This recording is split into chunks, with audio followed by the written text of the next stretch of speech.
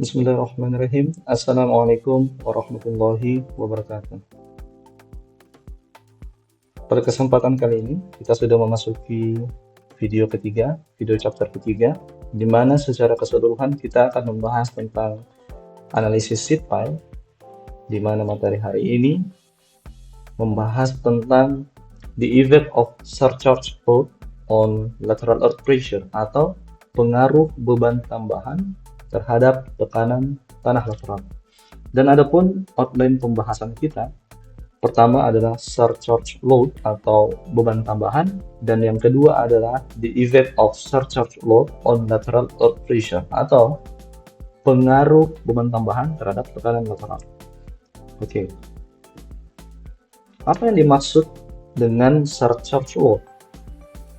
Oke, jadi surcharge load itu adalah beban tambahan yang diberikan oleh akibat beban di permukaan tanah.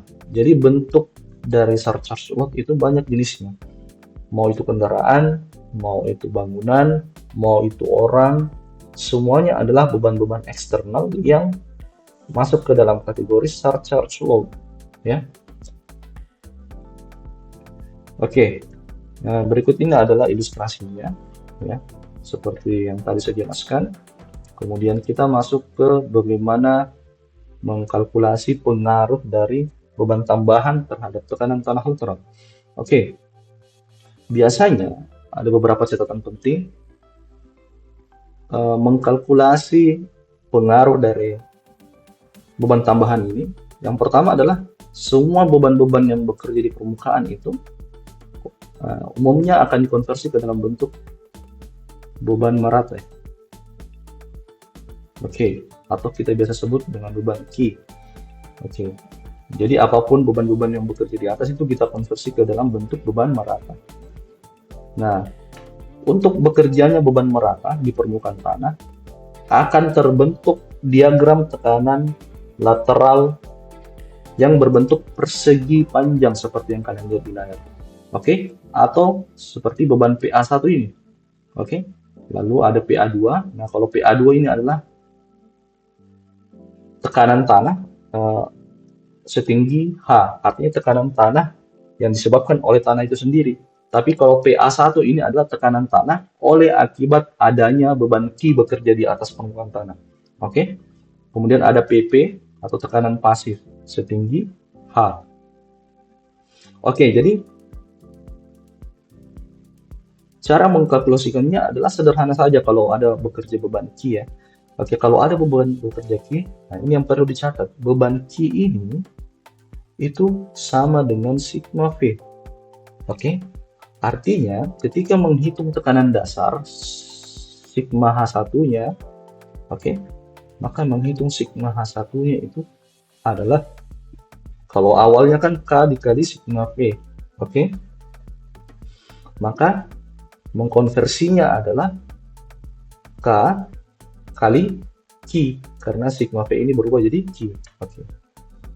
Nah, selanjutnya menghitung tekanan secara keseluruhan PA1 akibat beban Q atau beban merata di atas adalah, karena berbentuk persegi panjang, maka sigma H lebar dikali H tingginya. Oke.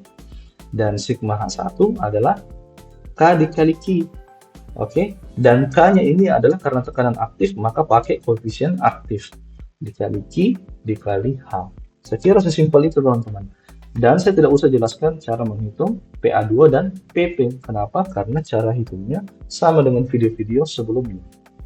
Oke. Nah, selanjutnya teman-teman, saya minta untuk memberikan pendapat terkait dengan dua materi yang telah saya jelaskan, yaitu materi tentang pengaruh air terhadap tekanan lateral, dan materi hari ini yaitu pengaruh dari surcharge load atau tekanan tambahan terhadap tekanan lateral. Silahkan teman-teman sounding pendapatnya, dan masukkan pendapat teman-teman melalui barcode yang ada di layar teman-teman. Silahkan scan dan masukkan tugasnya ya. Ini sebagai tugas untuk menyampaikan pendapat saja. Selanjutnya kita masuk ke contoh soal. Oke, contoh soal berikut di mana bekerja beban Q ya. Sebuah dinding menahan beban merata sebesar 5 kN per meter bujur sangkar dengan parameter tanah, gamanya adalah 16 kN per meter kubik, kohesinya adalah 20 kN per meter bujur sangkar, sudut geser dalamnya atau internal frictionnya adalah 5 derajat, kemudian tinggi dari tanah dari dasar dinding itu adalah 4 meter, dan tinggi tanah di depan dinding adalah 1 meter. Hitung tekanan aktif dan pasif. Tekanan aktif. Oh, ini salah ya. Tekanan aktif dan pasif. Oke. Nah, pertama, seperti biasa, kita menghitung dulu koefisiennya. Karena kan tidak ada tekanan air, maka tidak perlu menghitung gamma aksen. Oke, kita menghitung Ka dan Kp-nya. Menggunakan rumus Rankine, dapatlah Ka 0,839 dan 1,191 untuk Kp-nya.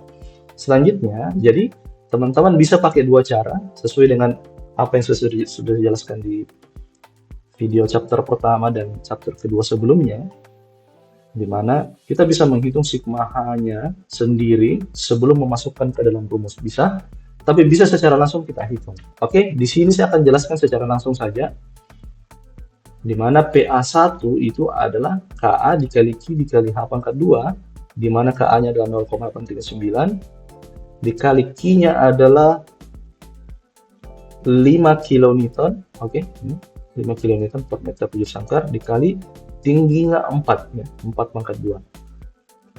Dapatlah 67,12 kN per meter. Dan PA2-nya sama, 1/2 dikali alas kali tinggi, dapatlah 1/2 dikali Ka dikali H pangkat 2 dikali gamma. Oke, dapatlah hasil 107,392. Silakan teman-teman menghitung sendiri, memasukkan sesuai dengan parameter yang ada di soal. Kemudian tekanan pasif sama, bentuknya segitiga, maka 1/2 kali alas kali tinggi, atau langsung saja 1/2 dikali Kp dikali H kecil pangkat 2 dikali gamma. Hasilnya adalah 9,528 kN per meter. Oke, sebagai bentuk evaluasi, ada tugas buat teman-teman. Silakan menghitung tugas keempat kalian dengan ada tambahan air tanah. Jadi silakan teman menghitung di mana ada dua kondisi bersamaan, ada beban merata dan ada muka air tanah. Oke, silakan kombinasikan kedua materi yang sudah saya sampaikan, materi dari video chapter kedua dan video chapter ketiga yang saya jelaskan saat ini. Oke, dan silahkan teman-teman mengumpulkan tugasnya melalui scan barcode yang ada di layar dengan format tugas, nama, NIM, kelas dalam kurung assign 4. Oke, jadi mungkin cukup sekian penyajian materi di video chapter ketiga ini. Apabila ada yang kurang mohon dimaafkan. Wabillahi taufiq wal hidayah. Wassalamualaikum warahmatullahi wabarakatuh.